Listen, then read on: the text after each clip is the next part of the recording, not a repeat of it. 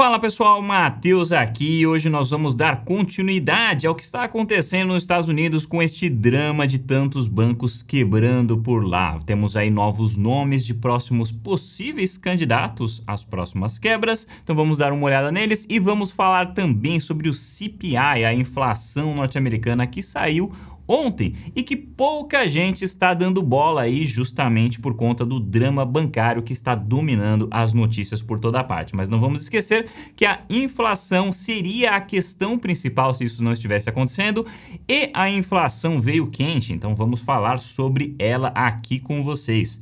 Veja que a inflação ela saiu em 0,5% para o núcleo, 0,4% para o índice em geral e 0,5% não vamos esquecer, significa aí uma taxa anualizada de 6%. Então não é baixa de forma alguma.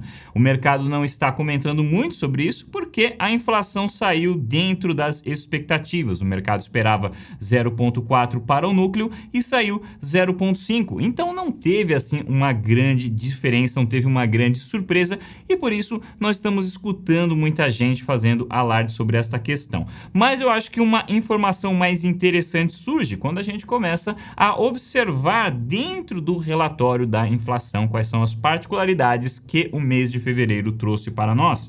Vejam, por exemplo, a única queda que nós tivemos aqui, mais relevante, foi da energia, que caiu 0,6 no índice, mas a energia, caiu por conta das quedas no gás natural e do petróleo. Já as altas, veja só o setor de moradia, como aumentou bastante, 0,8%, e veja que o setor de moradia, ele corresponde a uma grande parte aqui do índice, certo? São 34% aqui do índice. E é por isso que o setor de serviços como um todo, ele está tendo, uma grande dificuldade para cair aqui neste momento.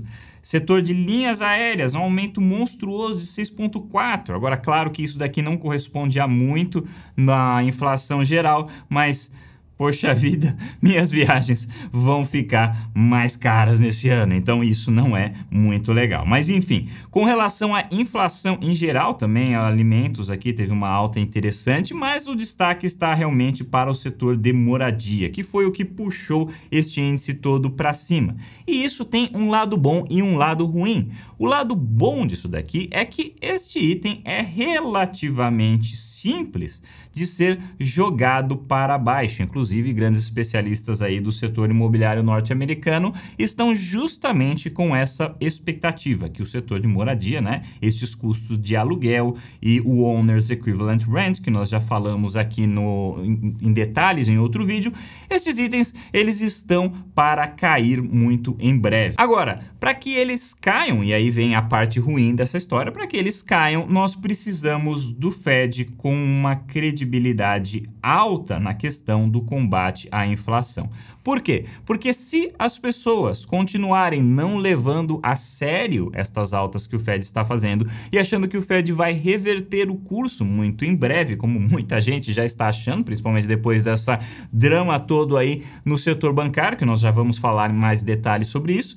Então, se a credibilidade do Fed continuar baixa, então isto aqui não vai cair, porque as pessoas não vão parar de comprar imóveis, não vão parar de fazer as coisas, porque elas terão a expectativa de que a taxa de juros vai voltar para próximo de zero muito em breve. Ou seja, para conseguir derrubar este item, embora ele seja relativamente fácil, fácil entre aspas, de ser derrubado, para conseguir fazer isso, o Fed precisa fortalecer a sua credibilidade, que no momento continua em baixa. E aí vem a grande questão, será que o Fed vai conseguir fazer isso em meio a todo este drama que está acontecendo no setor bancário? Veja só, nós tivemos aqui uma evolução interessante, as agências de rating, De novo, as agências de rating, quem se lembra delas da época de 2008? Elas que chamaram lá todos aqueles títulos que foram para o buracos de AAA, Uma melhor classificação de risco que existe foi a classificação que elas estavam dando para os títulos que foram para o buraco. Então, agências de rating novamente aí na parada. Que agência de rating previu a queda de bancos recentes? Nenhuma. Lembrem-se que no vídeo anterior nós analisamos isso, tinham lá 12 recomendações de compra para o banco que caiu, o banco lá do Silicon Valley, 12 recomendações de compras feitas pelos analistas de sell side, e óbvio que as agências de rating, embora elas não deem recomendação de compra ou de venda, nenhuma delas tinha precificado o risco que estava presente naquele banco. E eis que agora, com medo de perder a sua credibilidade, elas estão rebaixando todo o setor bancário norte-americano. Olha só que maravilha essas agências de rating, na verdade. Antes de acontecer o problema, tá tudo certo, não vai acontecer nada, e depois que acontece, elas rebaixam a nota de todo mundo. Olha só. Mas existe aqui 5 entidades em específicos que receberam um destaque maior neste rebaixamento. São elas estes bancos que eu estou mostrando aqui para vocês e que a Moody's citou como principal motivo para este rebaixamento: preocupações com a dependência desses bancos em depósitos não segurados e os famosos prejuízos não realizados, né? Qualquer similaridade com o que nós vimos no vídeo anterior sobre o que aconteceu com o Silicon Valley Bank não é mera coincidência. Nós estamos vendo de novo aqui ela ressaltando estes bancos aqui justamente porque estão apresentando situação semelhante ao que o Silicon Valley tinha antes de quebrar. E dentre estes, ela deu ainda um destaque especial para este First Republic aqui. Ela não fala, né, explicitamente, olha, este banco aqui está mais frágil, tal. Ela meio que tenta falar nas entrelinhas justamente para não ser acusada de gerar pânico nos mercados, mas dá para entender que o que ela quis dizer aqui quando fala do First Republic é que ele está numa situação ainda mais frágil que os demais. Então vamos ver o que vai acontecer. Não vou entrar em detalhes em cada um desses bancos aqui, porque eu sei que as pessoas assistindo, acho que 99% delas, nenhuma tem conta nesses bancos, mas vale para ilustrar que nós ainda temos, né, estes riscos presentes no mercado, apesar do resgate que foi feito. Aliás, pessoal, que polêmica, hein, que esse resgate dos depósitos está causando aí no mercado. Muitas pessoas ficaram chateadas, principalmente as pessoas mais diligentes, elas ficaram chateadas, porque elas tentam, assim, ser mais seletivas com os bancos onde elas colocam o dinheiro, justamente para isso não acontecer. E ao fazer isso, elas estão deixando de receber aí, às vezes até rendimentos melhores, condições melhores de um banco regional que está oferecendo isso para conseguir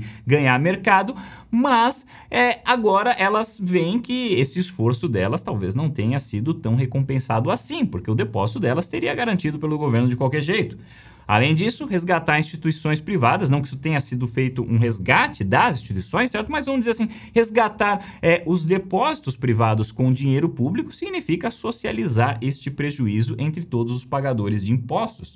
O governo e o Fed, eles dizem que não foi utilizado dinheiro de impostos para fazer isso, mas se a gente for analisar direito, esse dinheiro ele vem de uma coisa chamada Dodd-Frank Act, que foi criada em 2008, justamente para resgatar movimentos como esse, justamente para intervir no sistema financeiro quando momentos como esse surgissem. Só que esse dinheiro que estava lá separado, e é por isso que eles falam que não é de imposto, tá? Eles falam assim, esse dinheiro já estava lá separado pelo Dodd-Frank Act, então esse dinheiro não vem dos pagadores de impostos, ok? Mas quem colocou este dinheiro lá no passado justamente veio de fundos dos pagadores de impostos, então é óbvio que vem de dinheiro de imposto. Além disso, quando este dinheiro acabar, se eles tiverem que resgatar ainda mais instituições, tiverem que repor este caixa, da onde virá o dinheiro? Virá dos pagadores de imposto. Então é óbvio que o dinheiro tem esta fonte e óbvio que este questionamento aí ele é válido também. Além disso, ele envia a mensagem para o mercado de que ninguém precisa ser muito responsável pelas suas próprias ações no setor bancário. Basta apenas que ele não seja o primeiro a quebrar, que não escolha assim a primeira instituição que vai quebrar. Isso até me lembra de uma piada que um professor de negociação contava na faculdade. Ele falava assim, que tinha 2 amigos, foram lá passear na selva, certo? E daí, de repente, no meio da trilha, eles resolveram dar uma descansada, sentaram lá, tiraram um sapato, estavam lá olhando o céu, quando de repente eles escutam um grande barulho de um animal, olham e veem um leão vindo na direção deles. Aí nisso, um deles imediatamente levanta e sai correndo, enquanto o outro, antes de correr, começa a calçar os sapatos. E aí o cara ali vê isso daí e fala: você tá louco? Você tá tentando calçar o sapato? Você acha que por colocar o sapato você vai correr mais que o leão? E o cara fala assim: não, mas eu não preciso correr mais que o leão. Eu só preciso correr mais que você. E aí que vem, né, essa questão. Então, dá a entender que você não precisa ser o melhor em fazer uma boa diligência nos bancos, onde você põe o dinheiro e tudo mais. Tudo que você precisa é simplesmente não ser o pior. Porque se um banco falir antes, né, como foi o caso, o banco Silvergate foi o primeiro a fechar as portas, este banco ele não vai ser resgatado, igual aconteceu em 2008, né, o primeiro a falir foi o Lehman Brothers, também não foi resgatado, mas agora, né, depois que um banco já faliu, aí todos os outros são resgatados. Então, temos essa questão. E o outro lado da moeda que justificaria essa intervenção é que resgatar essas instituições restaura a confiança no mercado e impede a ocorrência de um efeito dominó. Quando isso daí acontece, os bancos regionais, tidos como mais arriscados, eles tendem a ter uma retirada em massa do dinheiro que vai para os grandes bancos. E nós temos números dizendo que isso daí já está acontecendo, independente de qualquer coisa. Por exemplo, o Bank of America relatou que ele recebeu 15 bilhões em depósitos só nesses últimos dias. JP Morgan, Citibank e Wells Fargo também relataram depósitos nas casas dos bilhões.